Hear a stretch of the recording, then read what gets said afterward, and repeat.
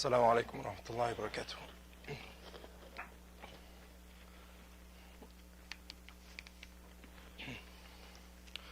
بسم الله والصلاة والسلام على رسول الله وعلى آله وصحبه ومن والاه.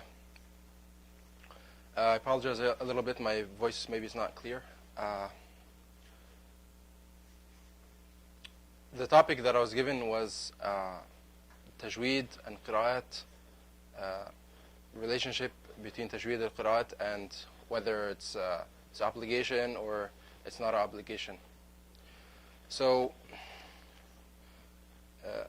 I wanted to start this lecture by kind of starting from like a basic point. And the best way to start is with the kalam of Allah subhanahu wa ta'ala. Allah subhanahu wa ta'ala says in Surah Al-Hijr, إِنَّا نَحْنُ نَزَّلْنَا الذِّكْرَ وَإِنَّا لَهُ لَحَافِظُونَ. Indeed, it is we who sent down the message, which includes the Quran, and indeed, we will be its guardian. وَإِنَّا لَهُ لَحَافِظُونَ. So this is a guarantee from Allah subhanahu wa ta'ala that this message, the Quran, will be preserved.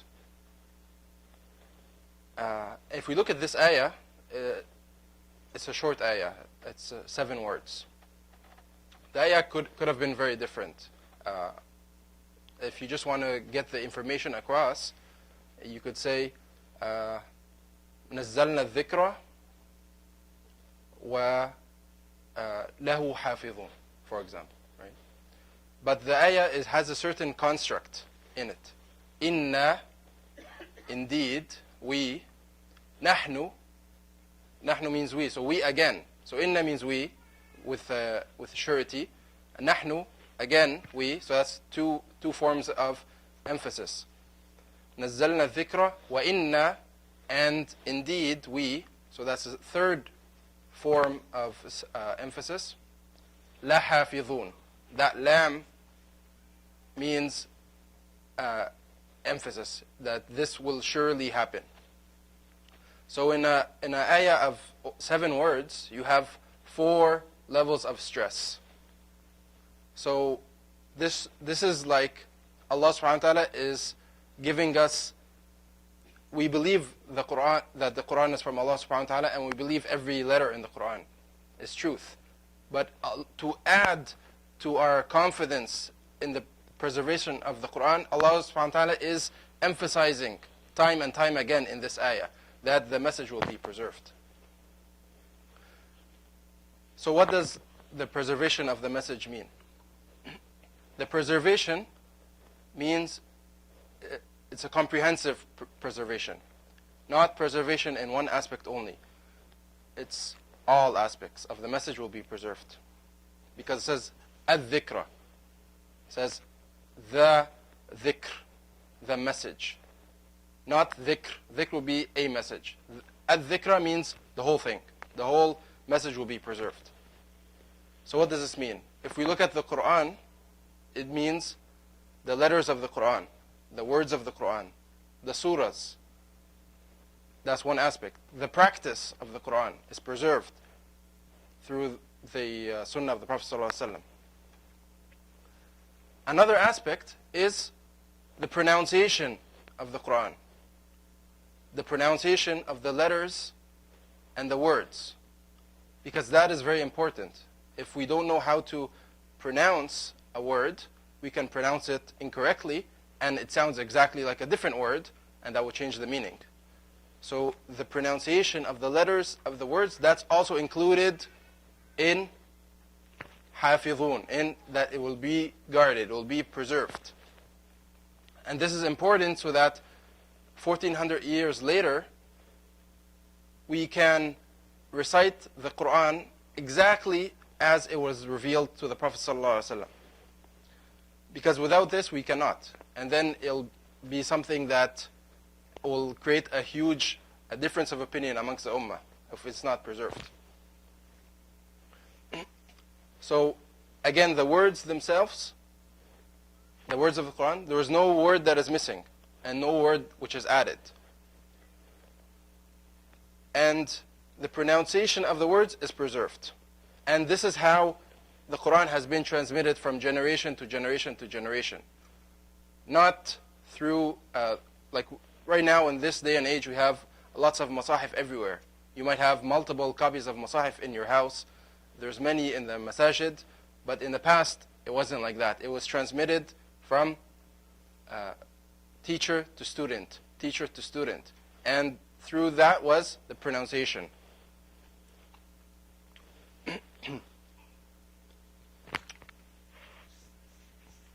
So, in very simple terms, if we want to understand Tajweed, what is Tajweed? Tajweed is that science which preserves the authentic Quranic pronunciation. That is what Tajweed, if we boil it down to what it is, it's Tajweed preserves the authentic Quranic pronunciation and recitation, because there's more than just pronunciation, there's recitation. So how does this preservation occur? Like what is exactly being preserved? So to understand that, we need to understand what is the building blocks of the Quran. The Quran, as we all know, is the kalam of Allah subhanahu wa ta'ala. What does kalam mean? Kalam means speech. So the Quran is the speech of Allah subhanahu wa ta'ala. And speech consists of words. And the words consist of letters. So that is basically the building blocks of the Quran, the letters. There's nothing lower than that. Like the dot, actually in the past there was no dots. So the letters, that's like the basic building block. And we can understand this just by logically looking at it. But also, if we look at the hadith of the Prophet ﷺ, in which he says that every letter you recite from the Quran, you get not 1 hasanah, 10 hasanah. You get 10 hasanat for every letter. And he said, and I don't say that alif, lam, mim is one letter, but alif is a letter, lam is a letter, and mim is a letter. So the Prophet ﷺ is telling us these are basically the units in which hasanat will be counted. And they are also basically the units which form the words, which form the ayat, which form the surahs, which form the Quran. So that is the building block, the letter, harf. And if we translate letter into Arabic, it becomes harf. So we might understand harf means letter and letter means harf. But the reality is harf in Arabic doesn't mean letter only. It's a much more comprehensive term. And if we just translate it as letter, then a lot of the meaning of what a harf is lost in the translation. So we need to look at the Arabic, the meanings in the Arabic language to understand what a harf means. The term harf was used by the Arabs for many different things. Just to name a few. Harf can refer to a complete word, or a long story, or a poem, or a weak and thin camel, or the edge of a sword, or the cliff of a mountain, or many other things. This, just to name a few. So how do these things all can be referred to by harf? In the Arabic language, which is the unique thing about the Arabic language is many things, like a word can have many meanings, but the reason why they share the same word is because they share the qualities that are represented in the meaning of the root of the word. Right? So if you want to understand what is the relationship between all of these, if we look at harf, what does the root harafa, what does that root, what meaning does it give? Then we can understand how it's used to represent all these different things, including letter. The harf or harf of something, harf al-shay', it means the edge, so the edge or the border. Like this is the border or the edge. And we can understand this meaning in Surah Al-Hajj. Allah subhanahu wa ta'ala mentions, وَمِنَ النَّاسِ مَنْ يَعْبُدُ اللَّهَ عَلَى حَرْفٍ فَإِنْ أَصَابَهُ خَيْرٌ اطْمَأَنَّ بِهِ وَإِنْ أَصَابَتْهُ فِتْنَةٌ انقلب عَلَى وَجْهِهِ خَسِرَ الدُّنْيَا وَالْآخِرَةَ ذَلِكَ هُوَ الْخُسْرَانُ الْمُبِينُ. And of the people is he who worships Allah on an edge. That's harf, on an edge. If he is touched by good, he is reassured by it. But if he is touched by trial, he turns on his face to the other direction. So that's, he's on the edge. Something good happens, he feels good. Something bad happens, he basically loses his faith. He has lost this world and the hereafter. That is the manifest lost. That is the manifest loss. So that gives us an indication what the harf means. It's something that has an edge or a border.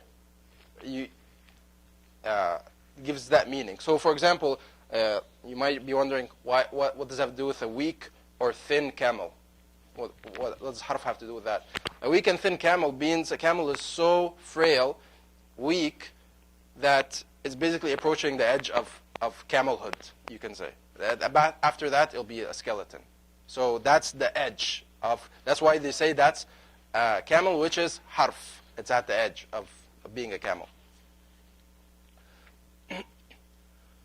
So now we can understand that translating harf as a letter is just, you lose a lot of meaning. So, but still, the Quran consists of ahruf, of letters. So why is the term harf used as a letter? Then you can see it that way. Why is harf used to describe a letter? And the reason is because everything we say, the sound that emanates from us, it has the same origin. So the sound has the same origin, which is basically the air that we breathe in. When we breathe it out, that's our chest. That is the origin of the sound. So all the letters have the same origin. What differs is the ending point. The ending point, which gets the meaning of the edge or the border. The ending point. All the letters have a unique ending point and a unique sound of the letter is formed at that unique ending point. So when the air comes out, by stopping at different places and with different qualities, you get the letters. So that's why it's called harf. That's the harf, that's the border, that's the edge, which defines this sound, which is called the letter kha, for example. And each letter, so we can understand that each letter is a separate entity. No letter is the same as another letter because it's a different edge. It's a different place and a different quality of sound.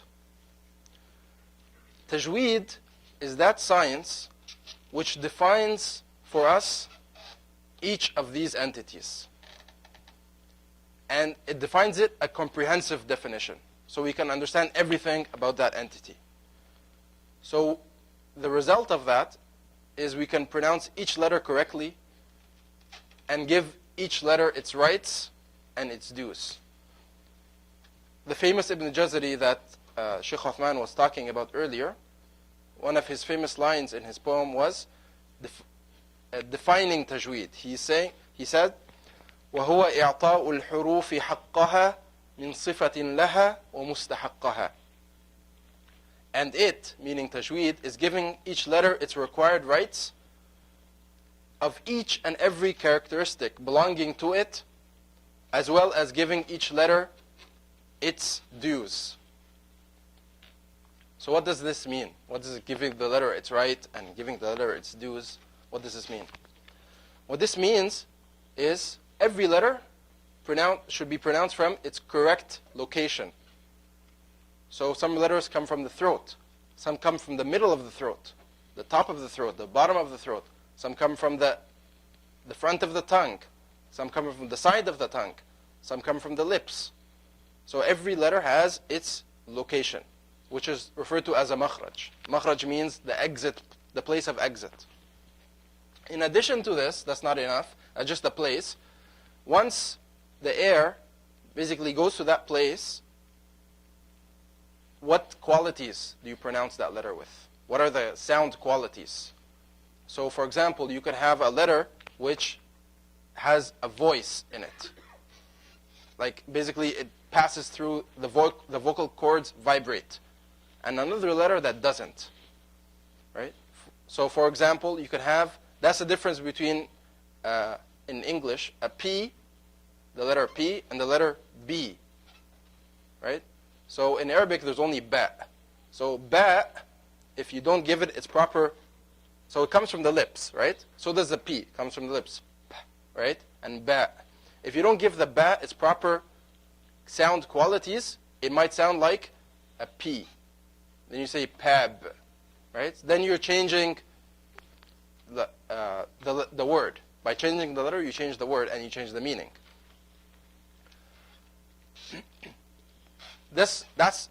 We talked about each letter by itself has a certain location and a certain set of qualities that it needs, which are known as makharij and sifat.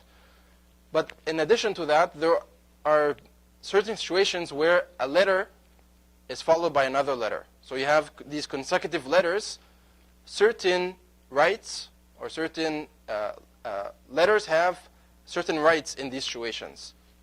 So for example, if you have a noon with a sukoon and it's followed by a ta. So for example, anta. You have to, the noon, because of this combination, needs certain qualities in the sound. So you have to stretch it a little bit. You have to say anta. And you have to hide it a little bit. You can't make it very clear, the noon. You can't say anta. You have to hide it a little bit.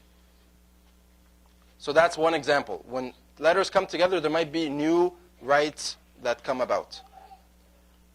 Tajweed is the science of all of this. This is a science which has been codified by great scholars so that the pronunciation can be transmitted accurately from generation to generation. And by mastering this, we can recite the Quran exactly as it has been revealed to the Prophet ﷺ. And this recitation, as we mentioned in the beginning, is guaranteed to be preserved by none other than Allah subhanahu wa ta'ala. Now, quickly, if we look into qira'at, so that's about Tajweed. What's qira'at? Qiraa-aat is a plural of qira'a, which means a reading or a recitation.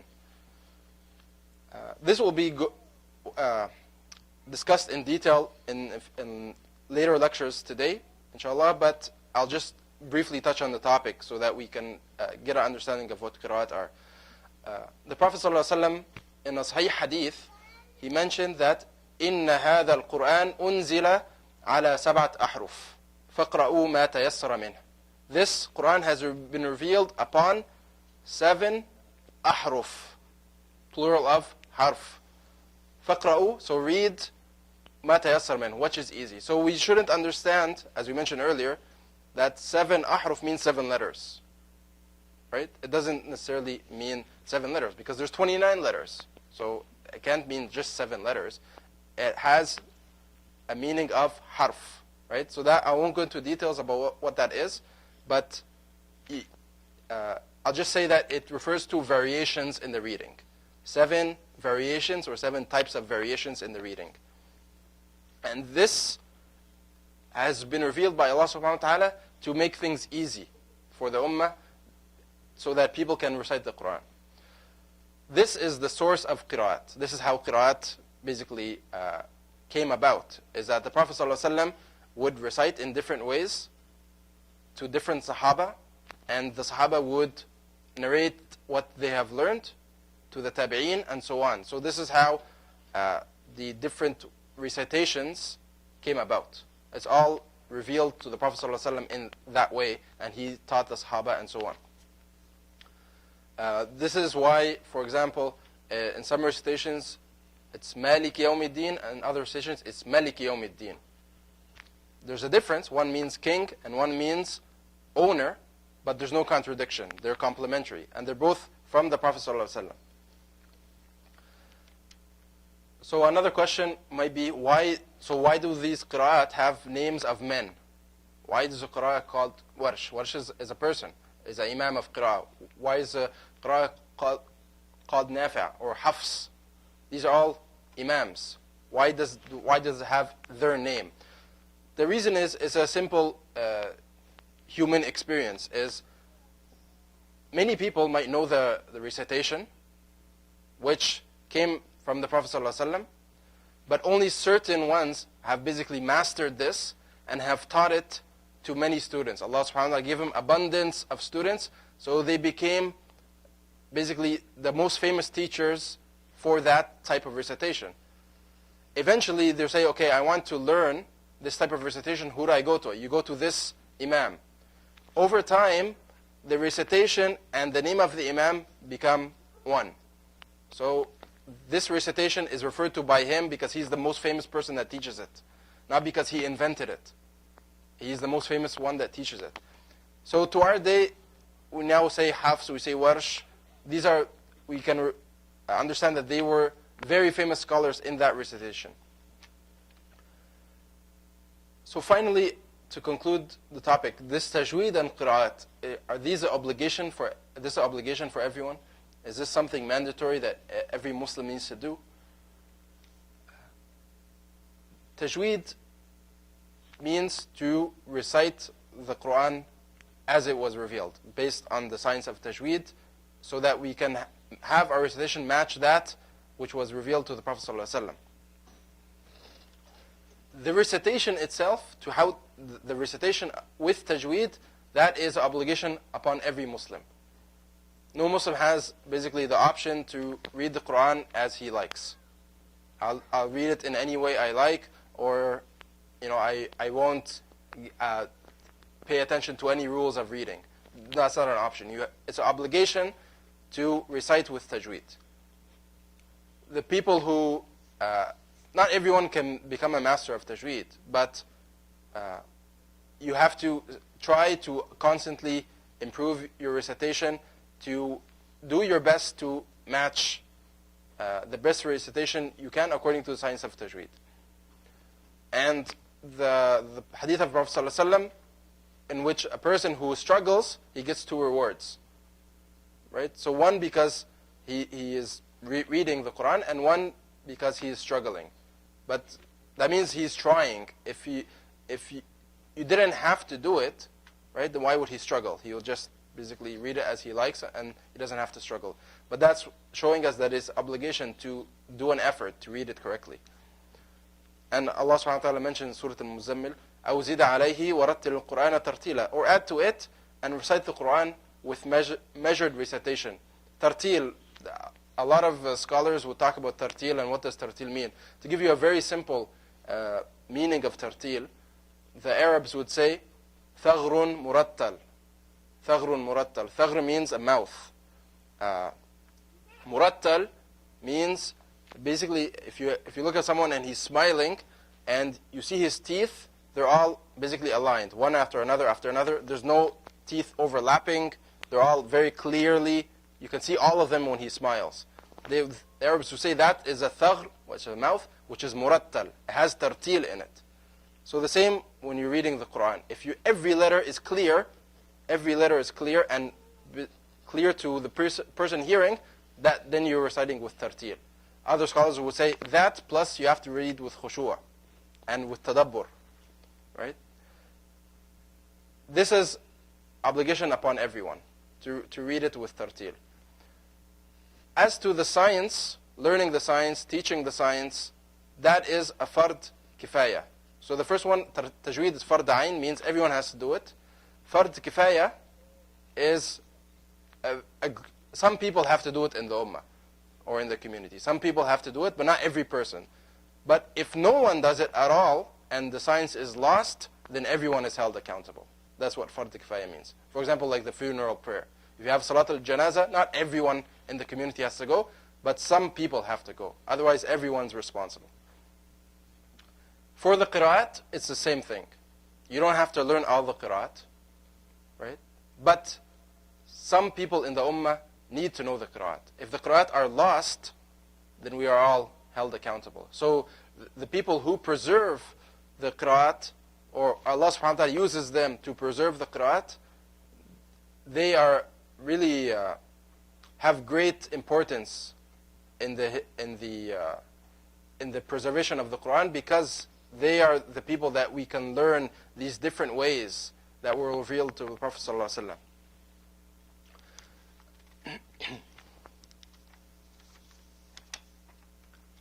wasallam.